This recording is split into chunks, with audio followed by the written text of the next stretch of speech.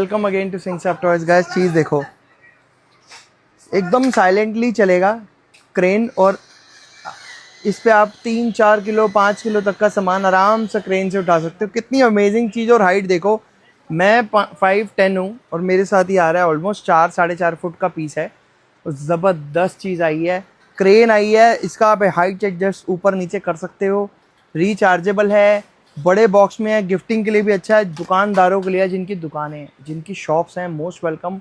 नई दुकान वालों के लिए हमारे पास बहुत सारे पैकेजेस भी हैं। नई दुकान वाले जो खोलना चाहते हैं उनको हम सजेस्ट भी करते हैं इसके साथ, टॉयज़ के साथ साथ क्या रखो। तो मोस्ट वेलकम। अगर आपको अच्छा लगे, कलेक्शन अच्छा लगे, रील स्क्रॉल करके देखो और चीज़ें देखो, आपको समझ आएगा कि थोड़ा अलग माल है अपने पास। कॉन्टैक्ट नंबर 9999866668 है।